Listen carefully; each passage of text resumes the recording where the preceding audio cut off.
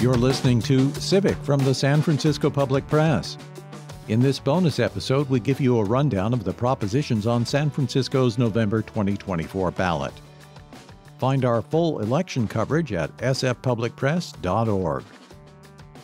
Proposition A would let the San Francisco Unified School District borrow up to $719 million to upgrade, repair, and retrofit its properties. That money would also pay for a $221 million central food hub to produce and distribute high-quality food to students. The money cannot be used to pay for teachers or staff beyond those who administer the bond. Proposition A would be the largest bond measure in 2 decades. The city will cover the cost with property taxes of $2.85 a year per $100,000 of value. The San Francisco Apartment Association opposes Prop A. They say the district shouldn't be trusted with new bond money because it did not publish required financial statements for a 2016 school bond. Many parent, teacher, and labor groups support the bond measure. They say that without the bond, the district will need to do repairs on classrooms with money now dedicated for teaching students. Proposition A comes at a time when San Francisco Unified is at risk of a state takeover to rein in spending. A major decline in student enrollment since the pandemic means less money for the district, which is facing the hard choice of closing or consolidating some schools. Proposition A requires a 55% vote to pass. Proposition B would let San Francisco borrow up to $319 million to build new infrastructure and upgrade existing buildings, roads, and public spaces. The bond would replace an expiring bond, so it wouldn't raise current property taxes. A majority of Prop B revenue would fund improvements at healthcare facilities split among community health centers and hospitals, including Chinatown Public Health Center, which would receive funding for full renovation. The bond would also pay for the relocation of City Clinic, which provides HIV and STD treatment to youth and low-income residents. Laguna Honda and Zuckerberg San Francisco General Hospital would together get a total of $106 million for seismic upgrades and other critical repairs. Proposition B would also pay for new homeless shelter space, road repair, and improvements to public spaces, including a project to upgrade Harvey Milk Plaza in the Castro. Supporters of the bond measure include Mayor London Bree, the entire Board of Supervisors, and numerous local groups. They say the bond will provide critical investment for the city's public health and safety infrastructure. Opponents include the San Francisco Apartment Association, who want to lower property taxes. Because it is a bond measure, Proposition B requires a 2/3 vote to pass. Proposition C aims to fight corruption in the San Francisco government by creating an inspector general to investigate fraud, waste, and abuse. The IG would report to the city's controller's office and be appointed by the Board of Supervisors and the mayor. The FBI has investigated several city officials on corruption charges in recent years, some of whom were later found guilty on charges like bribery and fraud. San Francisco Board of Supervisors president and mayoral candidate Aaron Peskin wrote Prop C and outlined what it would do in a July Board of Supervisors meeting. It will give the controller a position of an inspector general with the right of subpoena and search warrant. Rather than having the FBI get to the bottom of our dirty laundry, we can have our own city do it. Proposition C is co-sponsored by the entire Board of Supervisors and is supported by former City Controller Ed Harrington and California Assemblymember Phil Ting. Together, SF Action opposes the creation of an Inspector General position, which it said would concentrate too much power under a single individual. The measure is also opposed by GrowSF. The Inspector General would report on potential violations of city law and review complaints from citizens and whistleblowers. The IG would collaborate with the city attorney, the district attorney, the Ethics Commission, or the Department of Human Resources. Proposition C would pass with a simple majority. Proposition D would dramatically alter governance in San Francisco. The measure would slash City Hall commissions from the current 130 to a maximum of 65, retaining 20 major commissions. The Board of Supervisors would then have to decide which commissions to keep or consolidate by spring of 2026. Together, SF Action gathered enough signatures to get Proposition D on the ballot. CEO Kanishka Chang says the creation of so many commissions has made the city ungovernable. They're supposed to provide oversight of the city departments. Those departments that are supposed to be managed by the mayor are now supposed to be managed by commissions that have doubled in size since the 90s. Mayor London Breed's staff helped Together SF Action write the charter reform amendment, but she pulled her support for Prop D in August after the Mayor Mark Farrell for Yes on Prop D campaign committee raised over $2 million. Breed says the charter reform measure has become a vehicle to help Mark Farrell funnel unlimited amounts of contributions to his mayoral campaign. If Prop D passes, whoever becomes mayor would appoint the majority of commissioners and gain full control over hiring and firing of department heads. Board of Supervisors President and mayoral candidate Aaron Peskin fiercely opposes Proposition D. He says it would take an axe to city governance and create a breeding ground for corruption. Peskin has sponsored Proposition E, which would instead create a task force to study commission reform. Supporters of Prop D say that measure is a poison pill meant to delay reform. Proposition D passes with a simple majority. If both D and E pass, the one with the most votes cancels the other. Proposition E would create a 5-member task force to assess San Francisco's many commissions and recommend whether they should be altered or eliminated to improve local governance. The measure was placed on the ballot by Board of Supervisors President and mayoral candidate Aaron Peskin to counter Proposition D, which would strictly cap the number of city commissions, limit their power, and give the mayor greater authority to hire and fire department heads. Peskin says Prop E ensures that changes will be made to the city's structure with transparency and input from the public and experts.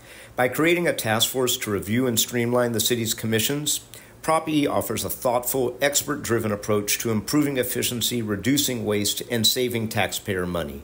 Opponents of Proposition E call it a poison pill to undermine all reform of the commission system. The commission streamlining task force created by Prop E would have until February of 2026 to issue its recommendations to the Board of Supervisors, which would then put those changes before voters in a future election. Proposition D, on the other hand, would require that the changes to the commissions and to the city governance structure be completed by the same timeline of early 2026. Campaigns supporting Prop E have raised about $18,000. Campaign committees opposing Prop E and supporting Prop D have raised more than $7.8 million, the largest amount by far for any San Francisco proposition in this election cycle. Proposition E passes with a simple majority. If both D and E pass, the one with the most votes cancels the other. Proposition F allows retirement-eligible police officers to stay on the job while receiving both their salary and pension for up to 5 years. The new Deferred Retirement Option Program would be available to officers who are at least 50 years old with 25 years of service. Supporters say the measure would help sustain staffing while recruitment and training fills about 500 vacancies. Here's Supervisor Matt Dorsey during a Board of Supervisors meeting last July. We are facing a cliff of sworn officer retirements. This is a fiscally responsible, narrowly crafted finger in the dam that buys us some breathing room, that staunches the bleeding on retirements.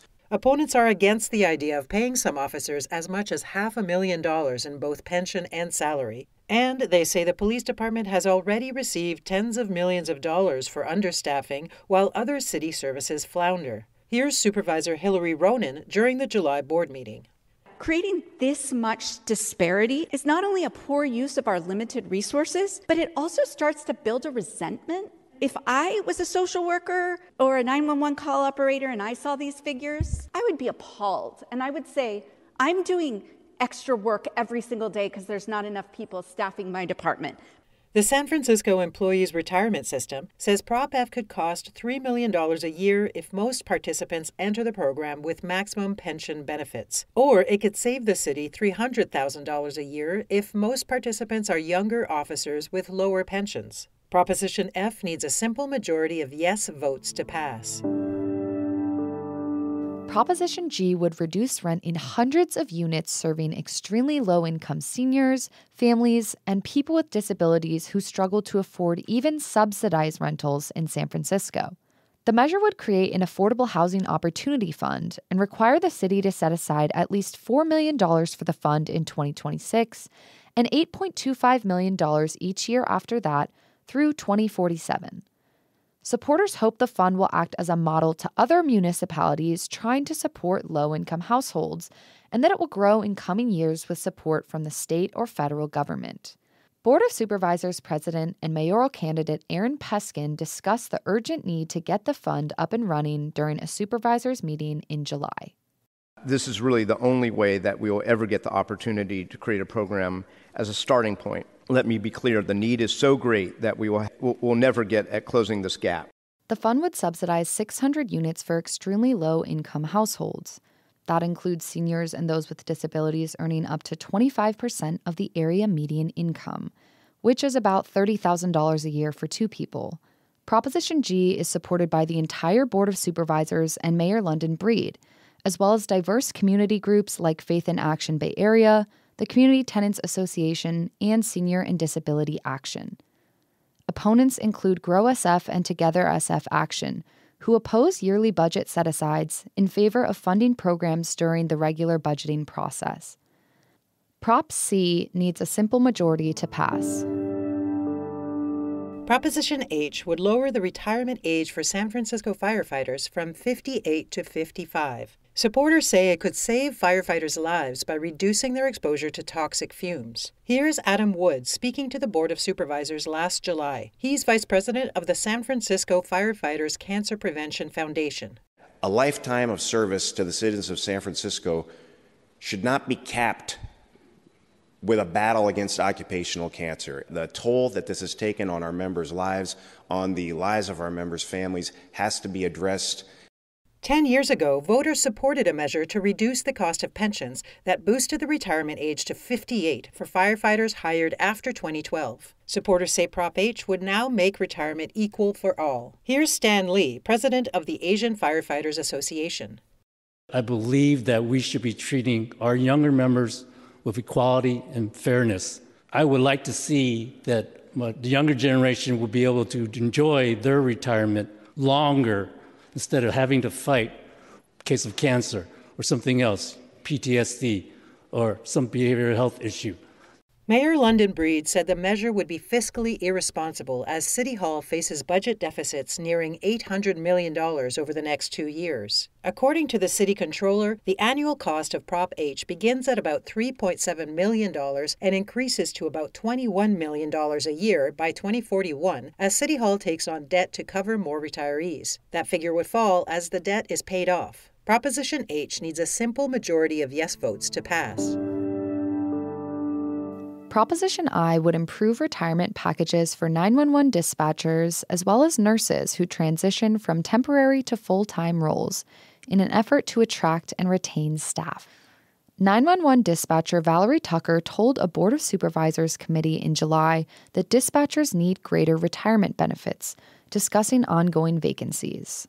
When we look to the future, we have to ask ourselves who's going to answer these calls. Currently, we're not even replacing the members that are leaving due to retirement and or not making it through the program. The measure would also allow registered nurses who transition to full-time city positions to pay the city to count up to 3 years of temporary work in calculations of their retirement benefits.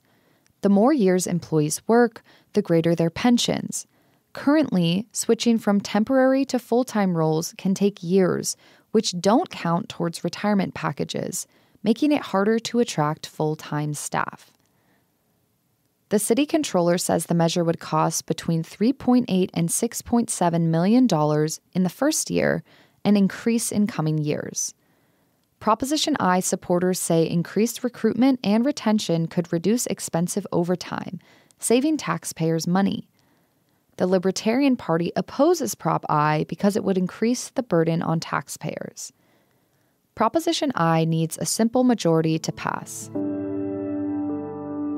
Proposition J would create an oversight body to monitor government spending on programs helping children and young people. The measure would direct the city to spend tens of millions of dollars of additional funds on an existing program to support students by changing the way the city calculates mandated contributions to all children's programs. San Francisco Supervisor Myrna Malga said Prop J would keep track of those programs and money spent from the general fund for the San Francisco Unified School District. It works off of what the voters already passed about 10 years ago, but adds teeth, which are budget accountability tools. If the oversight body discovers inappropriate or unnecessary spending, officials could withhold funds. Starting in 1991, San Francisco voters first began to set aside dedicated funding from the city's general fund in a series of ballot measures to benefit children and young people. Those measures has committed the city to spend hundreds of millions of dollars a year that cannot be reduced without voter approval. The Public Education Enrichment Fund gave $90 million to SFUSD last year to pay for arts, education, sports, libraries, and other programs. Proposition J would not undo those mandates, but it would give the city greater transparency into how that money is being spent. Prop J passes with a simple majority vote. Proposition K would start a process that could permanently close part of San Francisco's Great Highway to traffic. The city could later turn that space into a park. The measure itself would not fund the design or creation of such a park. Prop K would impact a section of roadway called the Upper Great Highway. It is a 2-mile stretch along Ocean Beach on the city's western edge. It stretches from Lincoln Way to Sloat. A section further south is slated for closure due to erosion. Opponents include Supervisor Connie Chen, who represents the Richmond district where many Great Highway commuters live. Chen opposed the ballot measure, arguing that it is too extreme. Supervisor Joe Engadio sponsored the measure. The highway is in his district.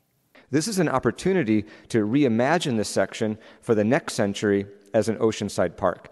Proposition K would not immediately close the road to cars, but it will begin a long bureaucratic process enrolling state and local government to approve the closure. Right now, the road is closed to cars only on the weekends. The weekend closure policy expires at the end of 2025. If Prop K does not pass, the future of the Upper Great Highway falls back on the Board of Supervisors. Prop K passes with a simple majority vote. Proposition L would tax ride-hail companies, including those that operate self-driving cars. It would devote the tax revenue to improving San Francisco's public transit. The tax would be based on the total amount of fares earned by ride-hailing companies within the city. Those making less than $500,000 a year would pay nothing. Others, depending on their size, would pay 1 to 4.5% of the cost per ride. The measure is supported by the nonprofit San Francisco Transit Riders, which says the funding would protect up to a dozen bus lines in light of a 30% decline in fare revenue since the pandemic. It would also support discount and free fare programs for people with disabilities, seniors, youths, and students. Proposition L's supporters include the Transport Workers Union, which represents muni operators, as well as Senior and Disability Action. Opponents include the San Francisco Chamber of Commerce, which says the ride-hailing tax would hurt seniors and the disabled, especially those who rely on door-to-door service, because the ride-hailing companies would simply pass on the tax increase to riders. Other opponents include Together SF Action, the Golden Gate Restaurant Association, California Nightlife Association, and SF City, a tech industry trade association. Prop L passes with a simple majority vote, but to get implemented, it would need to receive more votes than Prop M, an overhaul of the city's gross receipts tax. Proposition M would fundamentally change how the city taxes businesses to better align with post-pandemic work norms. The city would rely less on taxing a company's payroll for staff working here and more on revenue that businesses earn within the city. Under the measure, some 2,700 small businesses would no longer be required to pay the gross receipts tax. Only businesses with $5 million in revenue would have to pay, more than double the current cutoff. Prop M would reduce taxes significantly for some industries, including an 80% tax cut for the arts, entertainment, and recreation businesses. Bars and restaurants would see a 45% cut, and healthcare services would get a 30% cut. Prop M would increase the rate for the homelessness gross receipts tax, which would apply to more businesses. The city controller says the measure would lose $40 million in tax revenue a year for the first 3 years, but would generate $50 million per year after that. A host of fees would also go away, including one for occupying sidewalks with tables.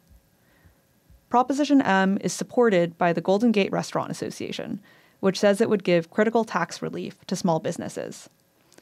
The measure is opposed by Larry Marceau, a local technology executive who says it would hurt mid-sized businesses. Proposition M passes with a simple majority. If it passes with more votes than Proposition L, M will nullify L. Proposition N would create a fund to help police officers, firefighters, paramedics, sheriffs, nurses, and 911 dispatchers employed by the city pay off their student loan debt, with the goal of attracting new hires amid staffing shortages. Supervisor and mayoral candidate Asha Safai, who co-authored the measure, described dire staffing shortages among first responders during a Board of Supervisors meeting in July. Our public safety and healthcare ecosystem are severely strained because of this. We need creative incentives to prevent a catastrophic breaking point and ensure that we can attract and retain excellent qualified candidates to serve our city's public safety ecosystem. To qualify for loan forgiveness, first responders would need to start working for the city in 2025 or beyond and remain employed there for at least 3 consecutive years. The fund would pay off at most $25,000 per person. Proposition N doesn't have a funding mechanism. The mayor and board of supervisors could later decide to put money into the fund, or it could receive donations from private philanthropy. Once the fund gets $1 million, the city can start paying off debt.